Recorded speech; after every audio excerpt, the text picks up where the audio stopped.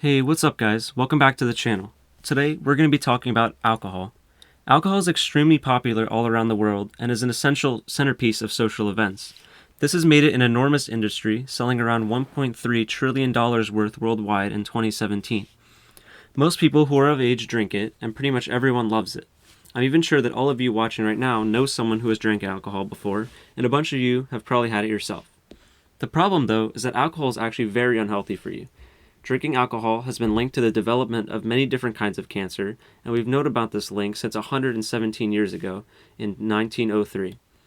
The link was found first back then, but many more studies have been done over the years that have accumulated more solid evidence about the link between alcohol and cancer.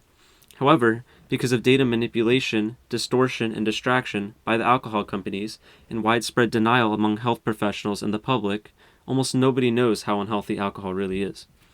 I'll talk about that whole manipulation and denial thing later, but first let's talk about how bad alcohol is. To sum it all up, drinking alcohol has been found to contribute to the formation of a ton of cancers, such as pancreatic cancer, prostate cancer, skin cancer, mouth cancer, throat cancer, esophageal cancer, colon cancer, liver cancer, voice box cancer, and breast cancer. The most common ones among these are breast cancer in women and head and neck and intestine cancer in men. Alcohol causes a lot of different cancers and also causes these cancers in very large numbers. For example, in the case of breast cancer, alcohol causes over 100,000 breast cancer deaths every year, and in total, alcohol consumption causes 6% of all cancer deaths of these kinds worldwide. This is really big stuff here. Basically, alcohol is one of the biggest causes of cancer deaths in the world.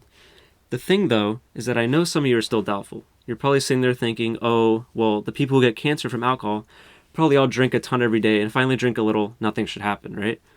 While this does seem like reasonable logic, it's also not true. Studies have found that alcohol has the same effects on people no matter how much you drink. People who drink a ton and people who only drink a little are both at risk, no matter how much or how little you drink. Your risk of cancer goes up if you drink any alcohol at all. Here's the good thing, though. Researchers have actually found a way to counteract the negative effects that alcohol has on cancer.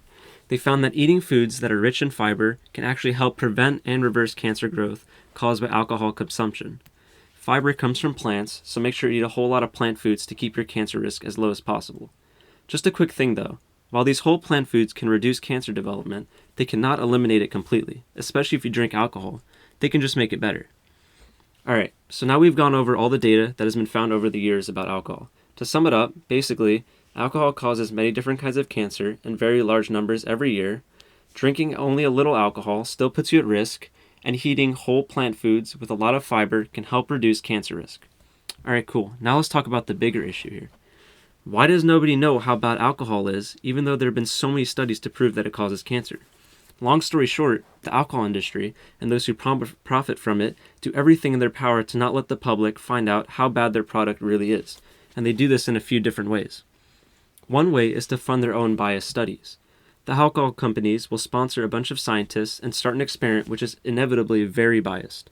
In these studies, they will manipulate and distort data and give false results to make their products seem healthy. These studies are not valid, and they are done for the sole purpose of confusing the public. If the public sees a few studies saying that their favorite drink is bad for them, they're going to be disappointed and might stop drinking it even though they really like it. But if they see a conflicting study that they do not know is biased, saying that it's actually good for them, they're just going to believe that one because it allows them to keep drinking alcohol without feeling bad about it. This is one very powerful trick that the companies use to confuse people and use their own addiction and denial to trick them into thinking alcohol is healthy.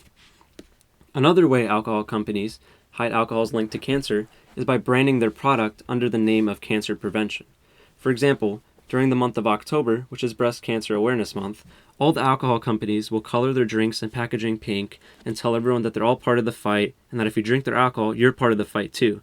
But in reality, alcohol is one of the biggest causes of breast cancer, and by drinking it, you're actually making the problem worse for yourself and for everyone else. The alcohol companies know this, but they're branding their product as a distraction to make people think that drinking alcohol is fine and that they're helping a cause when they're actually just doing the opposite. Now, these are the ways the alcohol companies hide the link between their product and cancer. They fund biased studies, brand their products under the name of cancer prevention to cause confusion and distraction among the public. This is pretty simple since the public isn't all that educated, but now, why don't more educated people who learn about health studies like doctors say anything about the issue? Well, they don't see anything because doctors are regular people just like everyone else, and they drink a lot too. A survey found that 24% of doctors have been drunk while on call for work, and 27% have seen other doctors drunk while on call. Just to fill you in, being on call means that the doctor is waiting to be called into work at any time to perform surgery or something else during an emergency. It's a really crucial and life-saving job, but 24% are drunk? That's crazy. If that many people drink while on duty, I'm sure many more drink when they have free time. The problem, though, is that if they themselves drink alcohol and enjoy it, why would they tell anyone else not to drink it? If they told people not to drink it because of the link it has to cancer, it would make them feel bad for doing it themselves. It would not allow themselves to remain in denial about how unhealthy the alcohol is. They're just regular people, and they want to enjoy alcohol too, so they don't say anything so they can keep having it without feeling bad about it. This is why almost nobody knows about how bad alcohol is for cancer. First off, the alcohol industry is doing its best to keep the terrible health risks that come with drinking alcohol low-key and maintains uncertainty and denial among the public. And second, the doctors and health professionals don't want to say anything either. So how is anyone going to find out? Something needs to be said, and the word needs to get out so people can stop being misinformed and stop dying when they shouldn't be. That's why I'm making this video.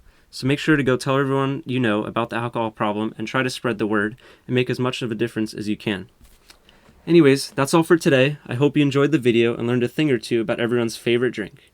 Make sure to like the video, subscribe, and leave a comment below with any questions or ideas you might have, and I'll see you in the next one. Thanks.